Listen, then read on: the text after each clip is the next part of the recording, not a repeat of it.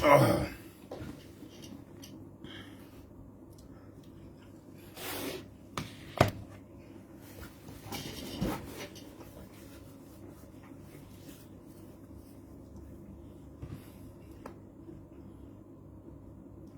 So yes, good evening.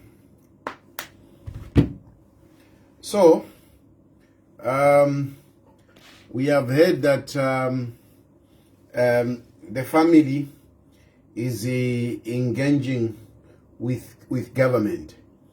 This is good news. I think all of us, that's what we want. We want this matter to be resolved.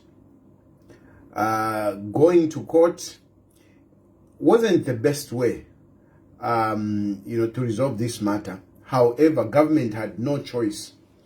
Government had no choice, because if government had not stepped in, or if government had not taken the position that they did, by now Edgalongu would have been temporarily buried in South Africa.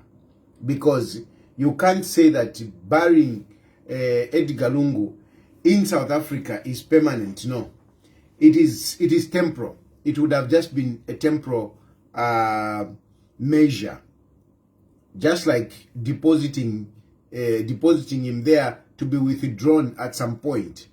So what government did is good, because it prevented Edgalongu to be buried in South Africa temporarily, because afterwards that body would have had to come to Zambia. So government did a good thing to step in. And yes, there have been back and forth, but at this point in time, since there are negotiations going on, I want to behave maturely, and I'll encourage others to behave maturely. I want to behave maturely, and I would want to encourage others to behave maturely, including Makebi Zulu himself. For starters, for me, Makebi Zulu would have withdrawn himself to allow somebody else to lead the negotiations. But anyway, he's the person that they have chosen, and he likes it. He wants to be part of it. That's fine. But I want to emphasize that I hope they will behave maturely. And I'm not talking without thinking about the words I'm using. I hope they will behave maturely. Because, you see, the problem with the family, they are the ones who have not been consistent. They are the ones who have not been consistent. They haven't been consistent. When they agreed earlier on, they changed. And they changed on flimsy grounds. The arguments that they were bringing about, they really didn't make sense. They didn't make sense. So, then from there, we have had other instances where the family has not been coming out good. The family has not been coming out good. Government has continuously insisted, let's engage. Government has been like on their knees pleading with the family. Can we please engage? Can we please engage? And yet, the statements that have been coming from the family are something else, including their propaganda. Makebi Zulu was the other day complaining to say government has weaponized the media.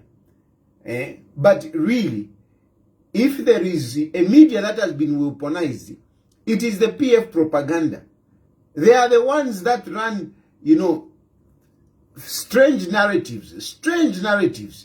They are good, and they are really good at running false narratives, speculative narratives, superstition. They have been throwing in everything.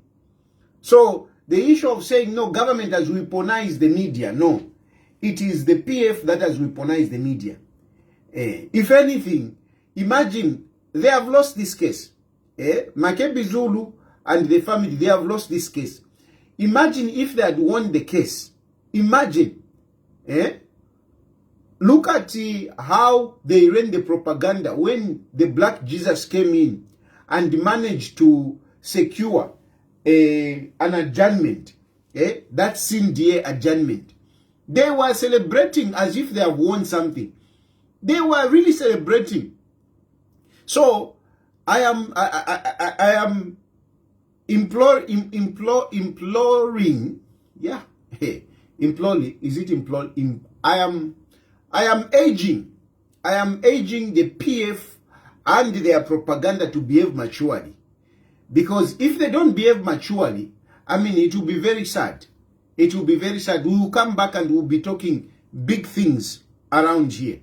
We were talking big things. Today I was going to talk big things. But because the negotiation has started, I will spare some of these people. But I want to tell you that please behave yourselves. Please, can you be coherent to whatever you are going to agree? What you agree, abide by it. Stand by it. And you don't play a matrix like the way you did in court, in the High Court. When you applied, you said, no, the family is talking, the parties are engaging. The parties are engaging. Meanwhile, you went to the Constitutional Court to file, an appeal there. You are saying you told the judges to say, no, we want to engage. We are engaging. And yet, what you wanted is to buy time for you to go and file an appeal in the Concord. So I am hoping that these negotiations are real negotiations and not some strategy, to buy time. Because if these negotiations go well, and they are concluded, it means that on Monday, when this case comes up, the parties can simply withdraw that notice of appeal and notify the court that they have agreed. It is very simple. They can just do that. Unless they don't agree, then the case goes on Monday. For those of you that may not have followed the sequence of events, where we are is that, the family, the Edgalongu family, lost the case in the High Court. Lost the case in the High Court because the court ruled to say Edgalongu should be buried in Zambia and he should be repatriated back to Zambia and be buried there according to, a send-off befitting a former head of state. That was the judgment. The family lost this matter. But when the family lost the matter, they didn't agree with the court. They filed a notice to appeal. They wanted to appeal so that they can go to a higher court. Before the notice of appeal could be heard, on a day that the notice of appeal was supposed to be heard, the Lungu family came up and said, no, we want to engage with the family. We are engaging. So give us some time. It came up on a Friday, so the matter was adjourned to a Monday. When the matter came up on Monday, the Lungu family notified the judges to say, we have appealed to the Concord. So this matter has to stand down. And indeed, the matter had to be adjourned CNDA, had to be adjourned indefinitely. So the matter went now to the Constitutional Court. When it went to the Constitutional Court, the Constitutional Court ruled to say, no, we cannot entertain your appeal here. Can you go and follow the processes? Meaning, go back to the High Court, and then it has to go to the Supreme Court, and then later on it can come to the Constitutional Court, if indeed there were merits for it to even reach the Supreme Court. So, instead of engaging, at that point anyway, government offered, please, let's talk. And the family were reluctant.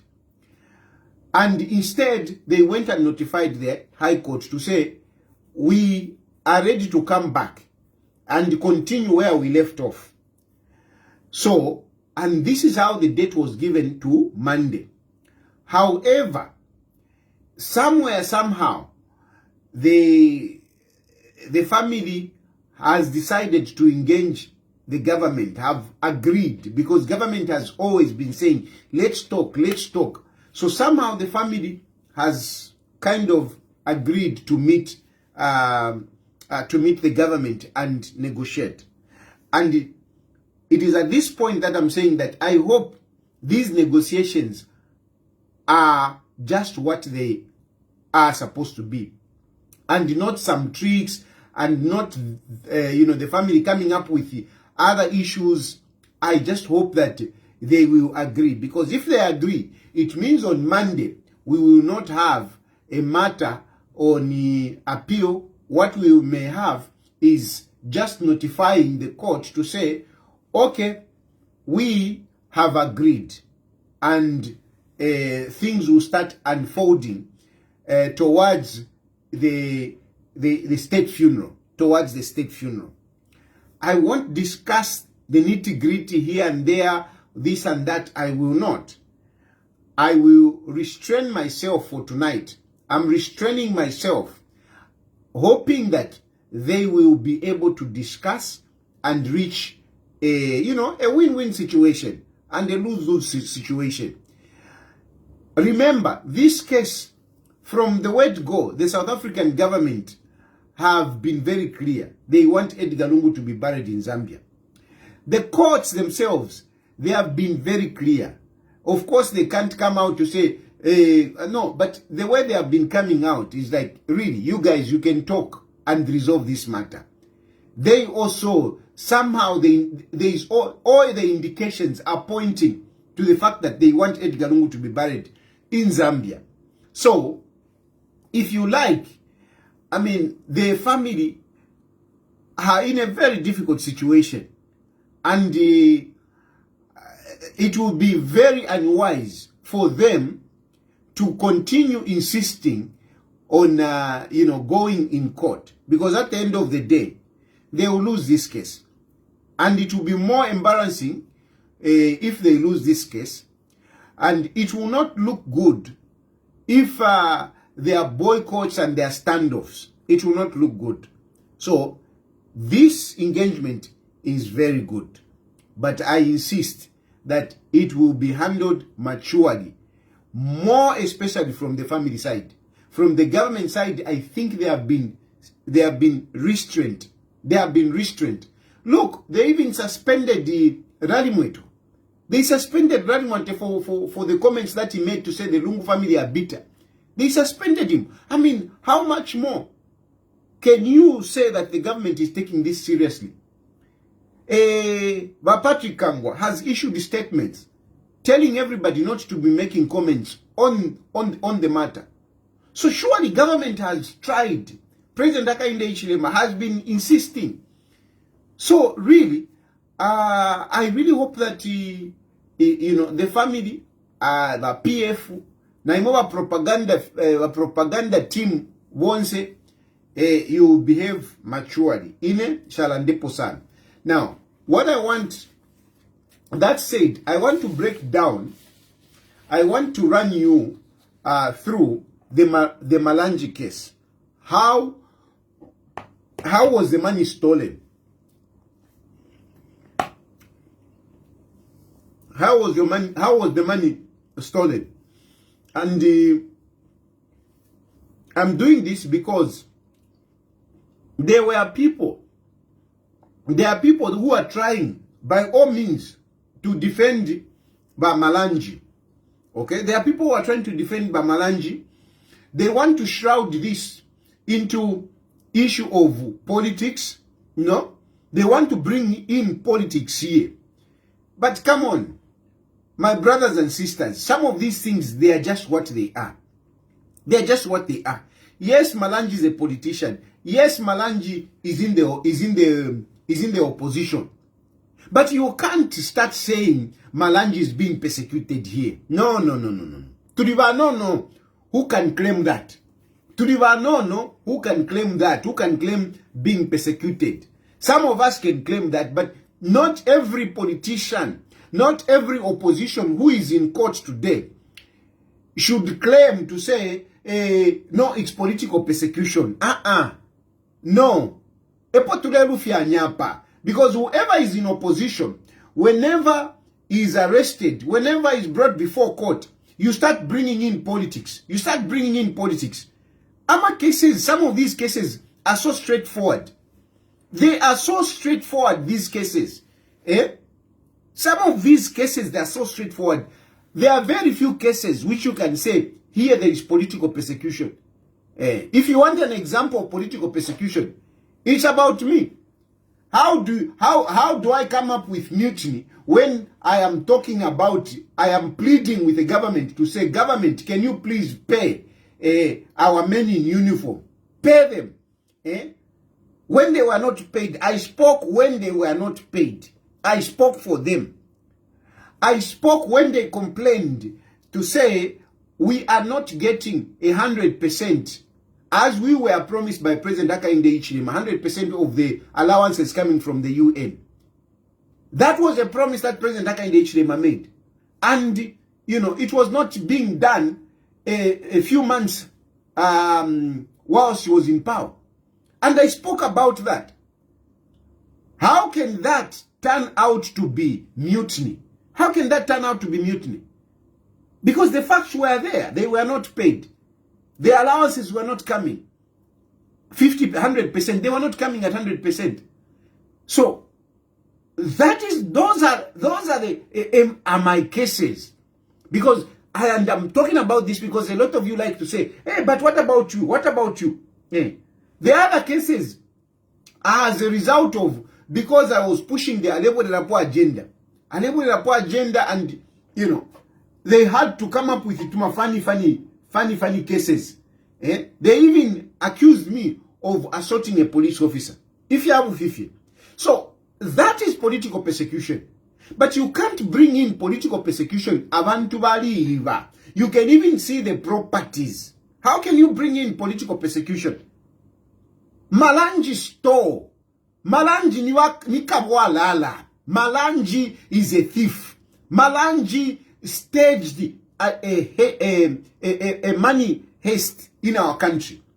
They stole a lot of money. They stole. There are not two ways about it. Malangi nikagwalala. Malangi is the thief. Malangi stole money. There are no two ways about it. Don't bring in politics here. There are no two ways about it. They stole. They stole. Those are thieves. And they deserve to be in jail more than the 4 years that they have been given. And I'm hoping that the DPP will appeal for that sentence. Because you cannot jail in 4 years. How are you going to bring in deterrence? How are you going to make others fear corruption if you are going to be jailing people who have stolen hundreds of millions, and you give them 4 years? So I hope they will appeal that. Then the other issue that you are bringing in the issue of tribe. How can you bring in the issue of tribe here? How? How can you bring in the issue? Can't you see the money that Malangi stole and what he bought? Can't you see that? Where is the tribe coming in? No, UPND, hey, Hakainde Hichilema, hey, they are going after, hey, it's tribal. Where is the tribe coming in? Where is the tribe coming in? This is a straightforward case. It's a straightforward case. Then others are coming up with some petty arguments. There is no, they are fighting corruption, but there is more corruption in UPND. There is this corruption. There is 80 million there. 20 million there. 48 million there. Whatever. Agreed. We must fight corruption. We must fight past corruption and the present corruption, as well as the future. We need to fight that. But we should not be bringing up those arguments when somebody who has been caught red-handed with the money in his hands. Those are not arguments that you bring up at that point. Eh? Because now you want to bring, no, but what about this one? It's true. It's true. Some of these cases, even me, I've been talking about some of these cases, that's for sure, against the UPND. But let us not use that as if we are trying to absorb Joe Malangi for his theft. No, that is wrong. That is wrong. We cannot be absorbing Malangi by pointing out, hey, what about that? Hey, what about that? What about that? It's true, we're supposed to follow whatever that corruption. If indeed you have some evidence of some sort, let's keep talking about that corruption. Let's make sure that those who are corrupt, yes, they are followed, yes, they are arrested. But not to be using the present corruption as a way of justifying or absorbing Malangi's criminality. No, it is wrong. It is wrong. Malangi's case is clear. Malangi ni kabwalala. Malangi is a thief, and he should be jailed more years, not 4 years. Malangi needs to go in not less than 10 years. Not less than 10 years. And he has even the arrogance, he has even the audacity to go and appeal. He has the audacity to go and appeal.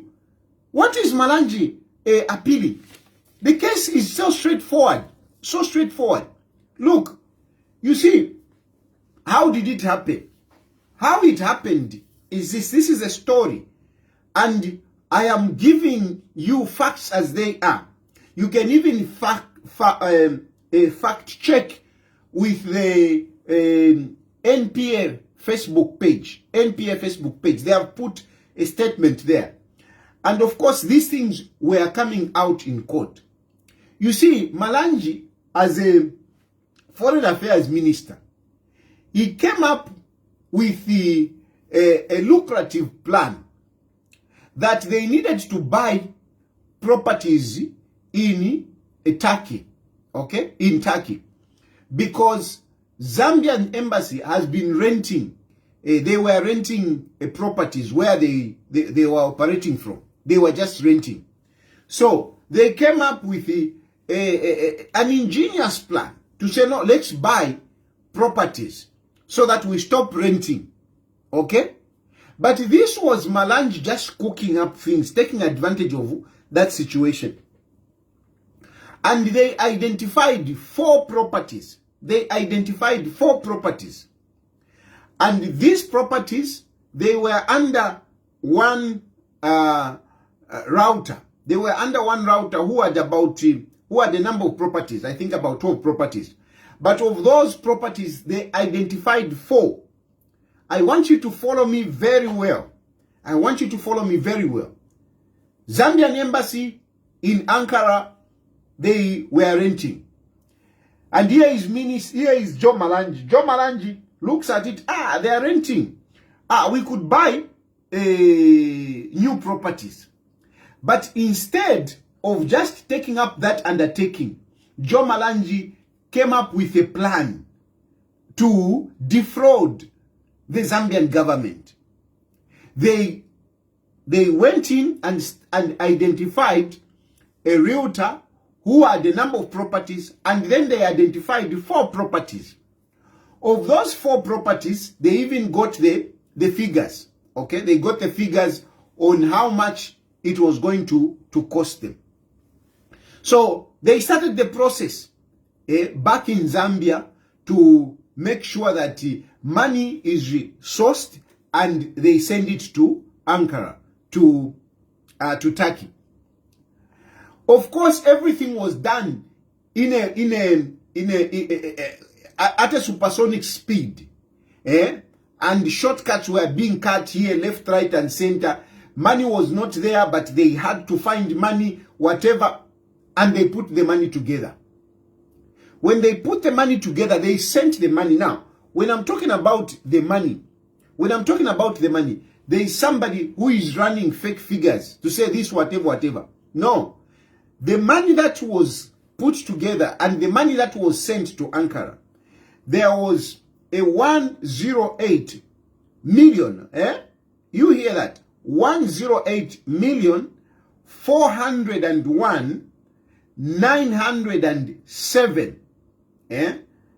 I'll say that again. 108 million 401,197. That is the money. You can at that time, I don't know what was the exchange rate, but anyway, that is the money in Zambia. 108 million 401,197. This was one batch. Then there is another batch of 45,800,000. So there are two batches. There is a batch, there is 108,401,197. That is one batch. Then there is another batch of 45,800,000 kwacha, of course. This money was sent to Turkey. This money was sent to Turkey. And if you put together, if you add this money, you are having something like almost about 153 million. Roughly. You are talking about almost 153 million. That was sent to Turkey. To buy how many properties? 4 properties. So when this money was sent there, the government or Malangi, they only bought one property. They bought only one property. And this property was costing 1 million. Now this one is in dollars. Was costing 127,308, okay, dollars, in dollars. So there were 4 properties. The money that they were supposed to buy 4 properties, but they only bought one property, and this property costed them 1,127,308. This is the money they paid for that one property. However, when they were withdrawing the money, they withdrew 4.6 million. 4.6 million. 4.6 million. If you do the maths there, you are basically talking about 3 point, because they paid 1,100,000 chakuti. So of that, if you do the minus, you are basically saying that about 3.5 million, 3.5 million went in the pockets of Joe Malangi. Because what they spent is only 1.1. But what they withdrew was 4.6. So even you people who are trying to say, no, you are trying to justify, no, what about what? The question is, the money that was withdrawn, was 4.6. And yet, the property they bought only costed them 1.1 million. So where is the 3.5? Munja Suke. You answer me, you people who are trying to defend Joe Malangi. Joe Malangi, you are trying to defend him.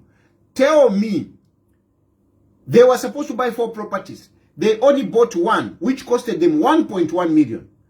But they withdrew 4.6 million. Where did the 3.5 million go? Where did the 3.5 million go? This is the money that Joe Malangi went and collected. And this money, by the way, was withdrawn when Joe Malangi was in Turkey. Joe Malangi was in Turkey. How did they withdraw the money? They used the money instead of paying, you see, instead of paying the realtor, they paid the lawyer, okay? The lawyer who was representing the person who was selling the houses. The person who was selling the houses had a lawyer. And instead of them paying the person who was selling the houses, they paid the lawyer 4.6. And yet they were only buying one house, which was costing them $1.1 million. You see? So the 3.5 million, that money was collected by Joe Malangi and brought back to Zambia using a presidential jet. In court, Joe Malangi said he went to Turkey with a presidential jet for a presidential mission. But that mission, that presidential mission, he has not said it. What did he go to do? What did Edgalongu send him to do with a presidential jet? You can't move a presidential jet without the approval of the president. It is just not possible. It is not possible. So, Balungu, may his soul, I can't say may his soul rest in peace. May his body be kept frozen at the moment. That's what we can say. We can't say may his soul rest in peace. His soul is not resting. So may his body be frozen for now until we bury him. Then we can nicely say may his soul rest in peace. So far, we can't say may his soul rest in peace. It is may his body be frozen properly. So Balungu knew about this. And of course, other people knew about this. There is that man at Mr. Whatever. Unfortunately, he also passed on. These are people that knew. Antoine Kani, Fredson Yamba, Badefude Chanyongolo. Fredson Yamba was just under pressure. He was under pressure to release the money. And he released the money because they convinced him that they are buying properties. In as far as Fredson Yamba is concerned, he was releasing the money, believing that they are buying houses in Turkey. Okay? The money was not enough. Can you imagine these people? They said the money is not enough. They even used part of the money, which was for salaries. They added on top of it. Imagine now what I'm deal. In the Rama, because Fredson Yamba was put under pressure to say, look for money. Look for money so that we buy properties. And Fredson Yamba had to follow the orders. He had to organize that money so that they buy the properties. And that is how he sent the money. But the money was not enough. And they used part of the money, Ishama salaries. They had to top up. As if they are really doing the genuine thing. They are just stealing the money. So, in terms of Fredson Yamba, the charges that he has been given, he has been slapped with, are, at the abuse of office, failure to following the laid down procedures. Because he was under pressure to say, look for the money. So basically, there are two counts. One count is, you transferred the money, which was not budgeted for. Okay? Which was not budgeted for.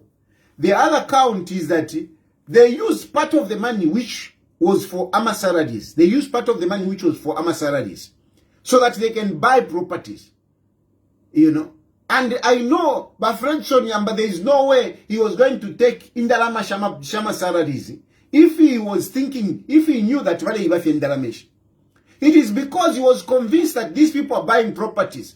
That is how he authorized that the money for salaries be used, to add up, to top up, so that they buy the properties. They are just stealing the money. So Alfred Sonyamba has been convicted on that, to making sure that, you know, he organizes the money and he sends that money to Turkey so that they buy the properties. The money was not enough. He also authorized that, okay, use part of the money Shama salaries to Araf wire. We will replace it. That is what Alfred Sonyamba has been jailed for. 3 years, imagine. And I don't know what we can do, but really, we should sympathize with Alfred Sonyamba. We should sympathize with Alfred Sonyamba. And going forward, we need to look at how we can protect that office of the Secretary to the Treasury, so that he is protected from undue pressure. But Alfred Sonyamba acted because of the pressure that was coming. And I'm sure this pressure was coming from the president himself. Because, I mean, how do you justify the presidential jet going to Turkey to collect the money? The pressure must have been coming from the president himself. And some people say, no, but why don't you resign? Why don't you resign? Surely. Can you resign in such a big position? Can you resign in such a big position? It's very difficult. It's easier. Some of these things, we talk about them. It's easier to talk about them when we are not in the positions. Some of us, we can fail to resign even on a small, in small positions. Now, what about Secretary to the Treasury? Anyway, but Alfred Sonyamba, really, I think if there should be an appeal, there should be an appeal that his sentence is reduced, or is even given a suspended sentence. I know they are trying to set an example, but really, I don't think it's fair that somebody who is innocent like Fred Sonyamba should suffer like this. But on Joe Malangi is a kabwalala. Joe Malangi is a kabwalala. They stole money. And you know, when they got the money, when Fred Sonyamba came, Joe Malangi came, it was time to spend. In terms of counts, Joe Malangi was facing 8 counts. 8 counts. 8 counts. Now, these 8 counts, count 1 and count 2, related to the choppers that he had. He bought 2 choppers. And so count 2, count 3 and count 4. Count 3 and count 4. Count 1, count 2 was for Fred Sonyamba. Count 1 for Fred Sonyamba was that they used money for the salaries. Count 2 was that he used money that was not in the budget. He had to source money to make sure that they sent that money. He sent this money to Turkey. So that is count 1, count 2. Now, count 3, count 4 is about Joe Malangi possessing 2 choppers. He bought 2 choppers. Now, these 2 choppers, according to Joe Malangi, he says these choppers belong to a company, Gibson, at Gibson Systems. Yeah, Gibson Systems. Where is that? Where did I write that name? Where is that? Gibson System. Anyway, Gibson Power System. Gibson Power System. He bought these 2 choppers out of the money that he got from Ankara. He bought 2 choppers and registered them in Gibson Power System. Okay? Gibson Power System. And according to him, in court, Fred Sonyamba, Joe Malangi said, no, these choppers, I bought them using my business money. But which business? He failed to substantiate. Because the Gibson companies that he has been talking about, they were actually broke. They were broke. So some of you are busy saying, hey, Malangi has been a businessman for a long time, whatever. Malangi clearly showed in court that he was broke. He was broke. He had no money. He had no money. He had no money. at the time when he was buying, before he bought those choppers, in his dollar account there was no money. It was zero. In the kwacha account he had 365 kwacha. 365 kwacha. That was the money that was in Gibson power system. Yeah? You people who are saying Joe Malangi is rich. Joe Malangi is rich. Before he went to Turkey, the bank accounts, they were zero. There was no money. In the dollar account, there was zero. In the kwacha account, more than 365 kwacha. Not 3,000. 365 kwacha. Before Joe Malangi came back from Turkey. This was revealed in court. It's Malangi himself who was testifying. Yeah? But after coming back, Joe Malangi started depositing money in those accounts. And the money that was deposited there, that is the money that was used to buy the 2 choppers. And to those accounts where they were depositing money, Joe Malangi is the only signatory. And that company, Gibson Power System, is solely owned by Joe Malangi. He's the beneficiary. Meaning ni company yakwe. And yet Joe Malangi was trying to say, no, those choppers belong to a company. Corporate veil. What are you talking about? It's your company. Yes, a company is an entity. But at the end of the day, a company is owned by individuals. And this company is owned by Joe Malangi. So you can't bring in the issue of to say, no, corporate veil. What corporate veil? No, those choppers are owned by a company. Who owns the company? Joe Malangi. Who is a signatory to the account? Joe Malangi. Who went to Turkey? Joe Malangi. Who picked the money? Joe Malangi. Who was depositing the money? Joe Malangi. What are you talking about now there? What? Even if you want to defend Bakabwalala, you want to defend these thieves. So the court was on solid ground to convict him on count 3 and count 4. Meaning count 1 for one chopper, count the other count for the other chopper. For those 2 choppers. Because he couldn't show where the money was coming from. Before he went to Turkey, before he started depositing those huge monies. It is clear from the court records, there was 0 in the dollar account. There was 365 kwacha in the kwacha account. After Makutaki, Mambala ambokula posa mwindaram.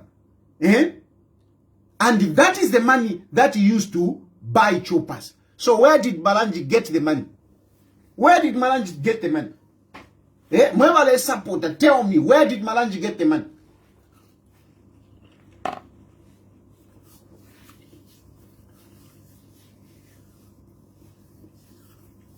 He failed to substantiate where he got the money. He failed. And if that company, if Malangi was rich, the bank accounts wouldn't have been 0-0. But they were 0-0. Then there is in county. So we have dealt count 1, count 2. Yaba Fredson Yam. Count 3, count 4.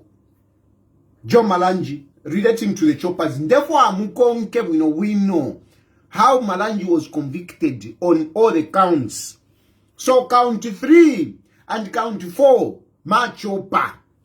Count 5 relates to Gibson Hotel, where he was acquitted. But even where he was acquitted, I am hoping that the DPP will appeal. Because I don't believe he should be acquitted. Even on that one, he should be convicted. He should be convicted. Why do I say he should be convicted? On this one, Gibson Hotel,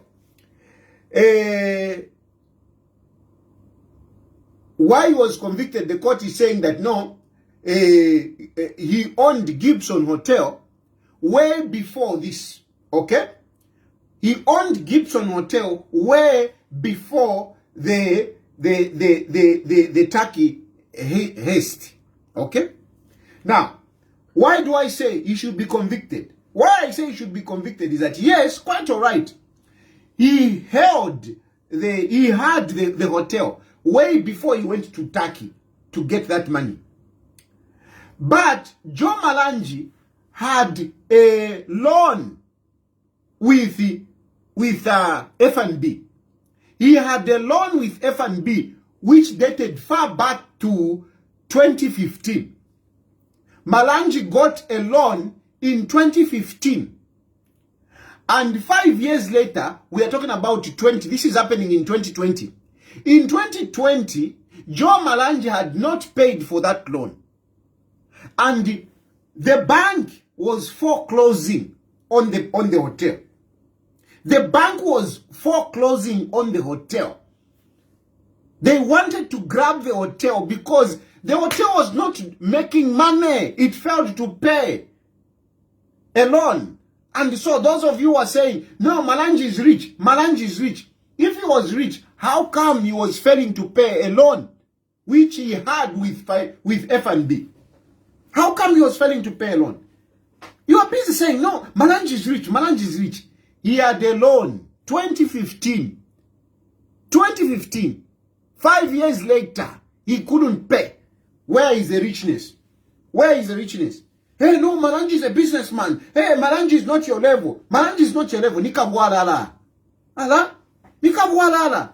Some of these people, they make us, they threaten us like, you know, they have money, they are business, they are astute businessmen. And yet, Mamambala, Nibakabwalala. Nibakabwalala. He had that hotel, he had a loan, he failed to pay. He failed to pay. Until 2020, he goes to Turkey, he comes back, and he comes and deposits 10 million in Gibson Hotel bank accounts. And that is the money that cleared the loan. That is the money that cleared the loan. So, for me, Joseph Malangi used money, Ishakwiba, stolen money, and deposited it in Gibson Hotel. Yes, the hotel, he had it before. But he used stolen money to clear a loan which was on Gibson Hotel. Which was on Gibson Hotel. And therefore, he should have been convicted on that. He should have been convicted on that. And even including the hotel grabbed. Because that's what happens. And this is what is happening in county 8, 9, and 10. If you have got a property, you buy it. And then later on, you steal money. And you pump that money in whatever property or business.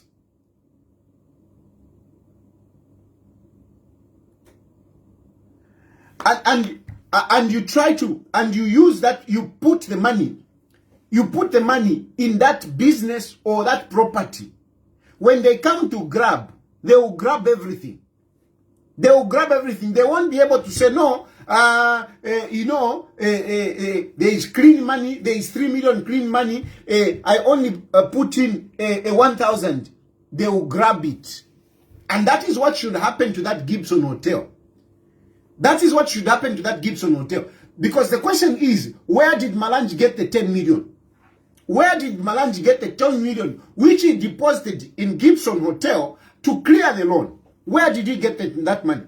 He should be convicted. I hope the DPP is going to appeal on this one. He should be convicted, and that property, even that property must be forfeited to the state. Because stolen money went in there. Unless Malangi shows us where he got the 10 million. Unless Malangi shows us where he got the 10 million. And again, it goes to tell you, to say, these people that you support to say they have money, they are rich. They are not rich. They are not rich.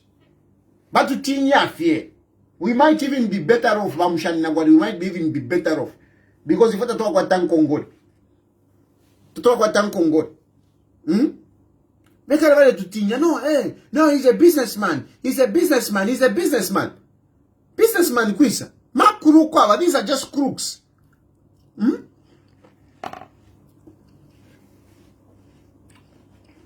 They spend what they don't have. They spend what they don't have. So, that is on count 5, where Malangi was acquitted. And the court acquitted him because they said he had the hotel before. Okay, he had the hotel before this money heist. However, from my point of view, how did Malangi clear the loan? Where did he get that 10 million which cleared the loan? Where did he get it? On that one, he should be convicted. That is count 5. Count 6 and count 7 relates to money that was deposited in Malangi's account. Money that was deposited in Malangi's account. 2 batches of money were deposited. One batch was how much? One batch was $110,000. $110,000. That is one batch. That is count 6. And another batch of $105,000. That is count 7. This money went into Malangi's account. But guess where the money came from? Guess where the money came from? The money came from, that lawyer who was representing the guy who was selling houses in Turkey. It came from that lawyer. That lawyer where Malangi went, the guy that was representing the guy selling the houses. That is where the money came from. Achan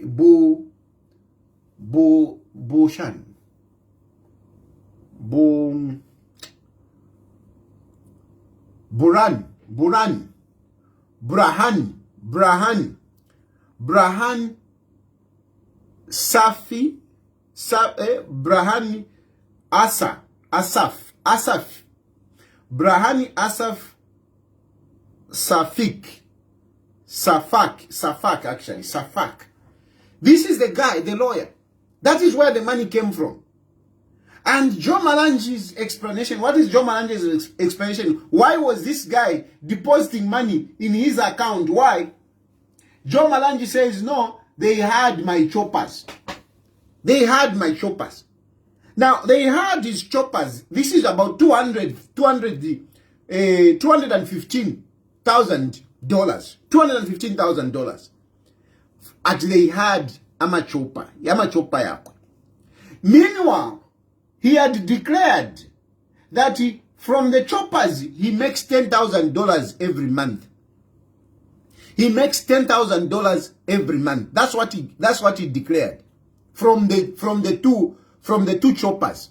He said, per month I make $10,000.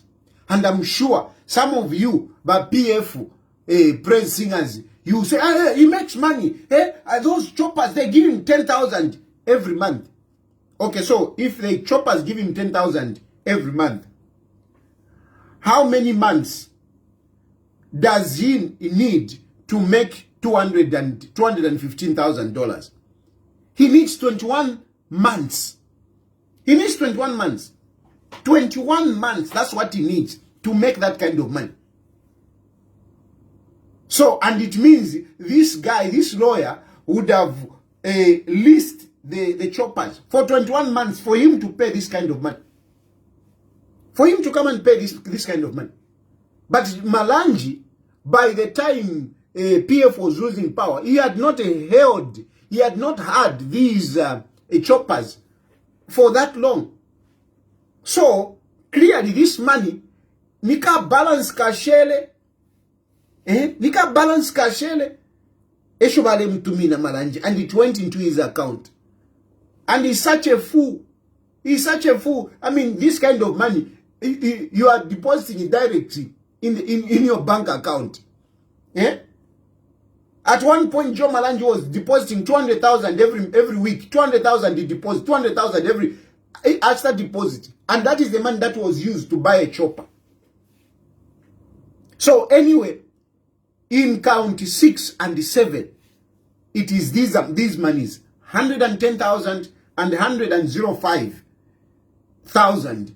That is the money that he was convicted for, because he couldn't account. It didn't make sense. His defense didn't make sense. So that is count 6 and count 7. Count 8, count 9, count 10 relates to houses in Silverest. Okay? He had these properties, but he had not finished paying. He had not finished paying. He had not, finished them properly. But after coming back, he managed to clear the houses, and he did this and that to the houses. He made them more beautiful. And in terms of where did you get the money, he was bringing up fake documents. That's how you had those to my business from in Congo, whatever, which didn't even make sense. So clearly Malangi failed to substantiate where he got the money. And this is a straightforward case. There is nothing like politics here. There is nothing like tribe. There is nothing like Haka in the Ichirema is fixing whatever. No. This is stealing. No two ways about it. And that is the tabulation. Nami Pela, a breakdown of Malangi's cases. And therefore Munje Imwe. But yo Malangi, tell me, pick one case and defend Malangi here. Pick one case and defend Malangi. Nimi Pela. County 3, county 4 relates to Amanankani, Amachopa. Amachopa, which he said they were bought by a company. A company, before he bought those choppers, before he came back from Turkey, the company had no money. The company had no money. Kwacha account had 365. Dollar account, 0 money. Afma kutaki, ambo kuposa mendalama, 200 pin. Akwanisha, ashta manankan. Ama chopa. Where did the money come from? That is count 3, count 4. Count 5, I am saying he was acquitted, but he should be convicted. Why? Because the hotel that you talk about, that he boasts about to say, I'm a businessman, that hotel had in Congole. That hotel had in Congole from 2015. They couldn't pay until the bank wanted to grab the hotel. And then all of a sudden, Afmaf Mokutaki, aposamo 10 million. He should be convicted. Count 6, count 7. It is about this money coming from Turkey, from that lawyer. What was the business? What was the business? He couldn't substantiate. Count 8, 9, 10. It relates to the houses. Where did the money come from? At no, shaf minekuli gratuity, gratuity, shana nishinga gratuity na imweba Malangi, nishinga gratuity.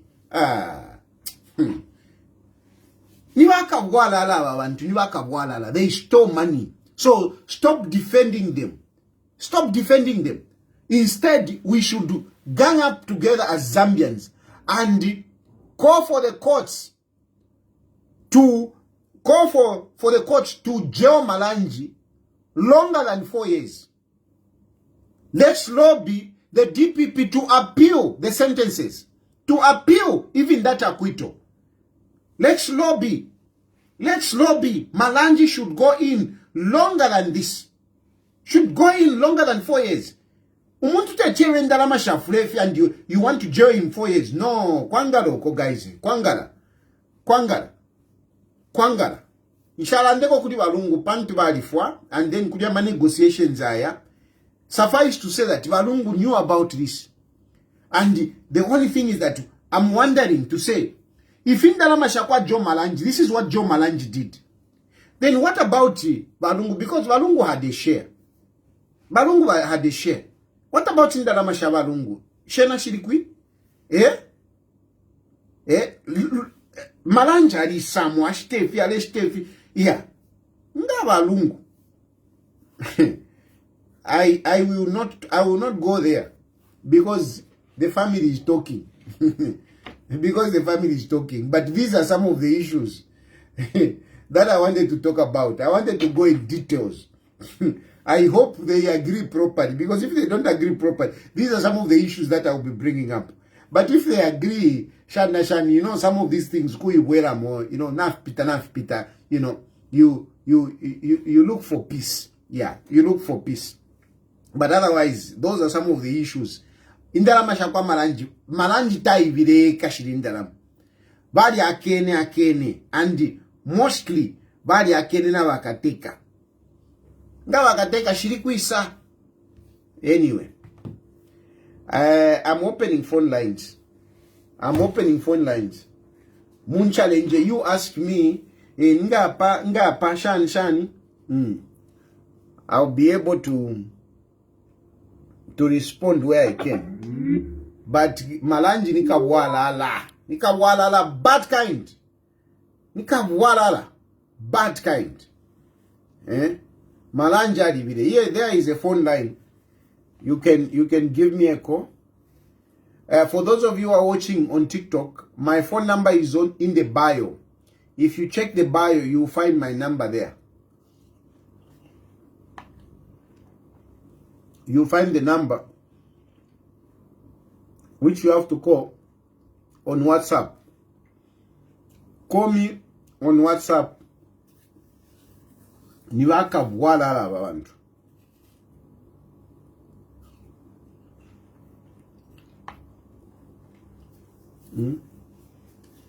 Ngawa mkaka.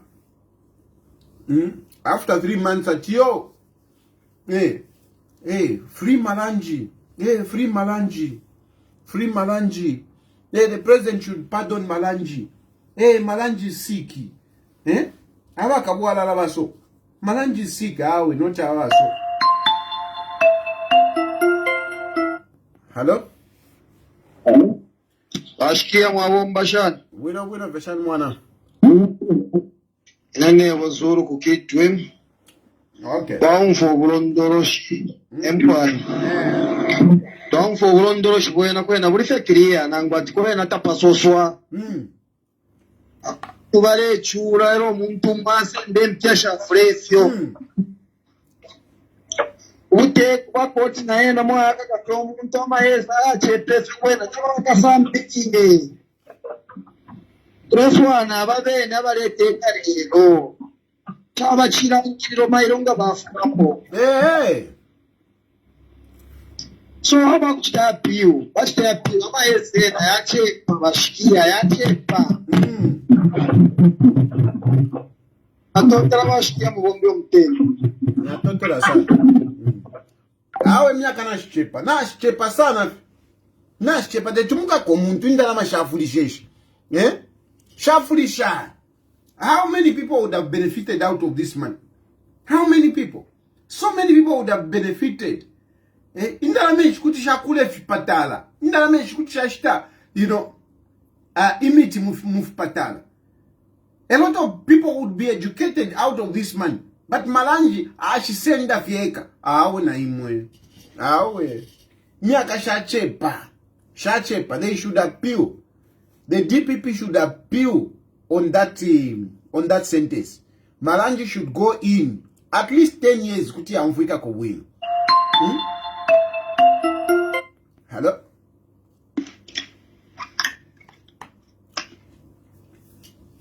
Hello? Wantu me andi mulita buino. Buena veshani. Bueno, amalira. Ture survivor ukchakuma kwisamalira na imwe turachura feba UPN ndi muli vachave chave. Ndakubona tambo kubwata parumbuata nde tukwafi. Nisajja kwa timuna nsunga ko bwi.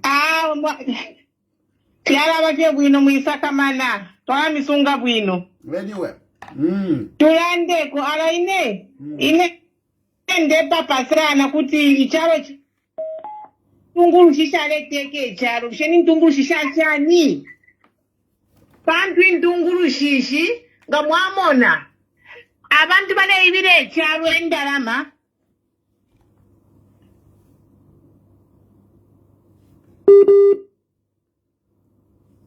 Yabasha network kabili.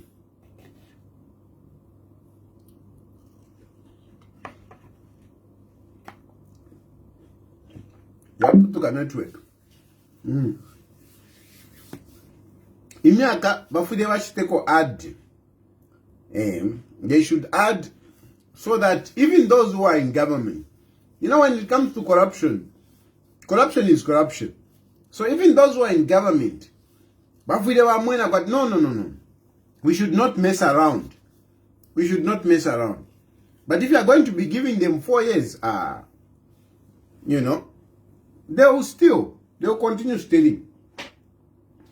And please, let's remove this issue of saying, no, hey, tribe, hey, opposition, persecution. Ama cases ya muyali were very straightforward.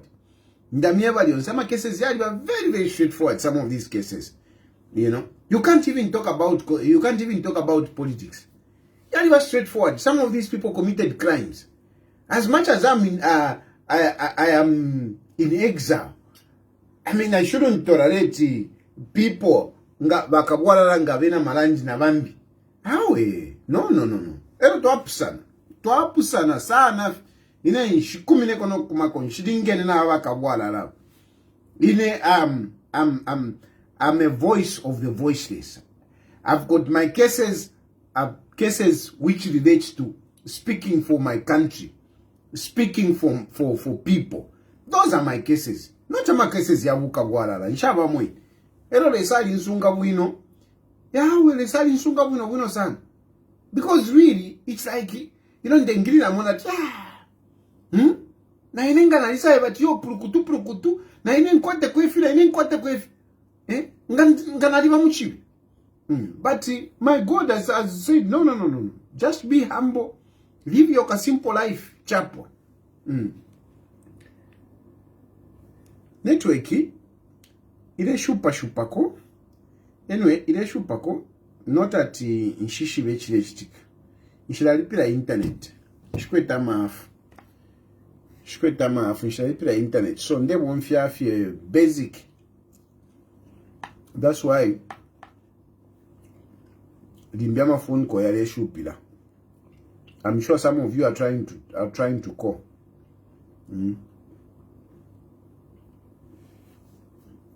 Anyway, now I think I've made my point. Today is Friday. I'll come back. I'll talk on Sunday, and I'm hoping that by Sunday we will have some news relating to the negotiations that are going on between the family and the government. I'm really hoping that that will come. Government has been very flexible. Government has been very tolerant. I am simply urging the family. I'm simply urging Makebi Zulu that please be mature and resolve this matter amicably. Let us move. So I'm hoping that on Sunday we'll be talking about something positive in as regards to Edgalongu's funeral. I hope that pa Sunday nishi na ineni nkwanisho kushita kontu anikane ukulipira internet nishkweto olupia mtuminaliko ndipire kwa internet noti mwakalila fe mujani na bwali kati mulandisha hala. Anyway, natotera sana. Let me end here. Thank you very much. May God bless you. May God bless Zambia. Good night. Bye.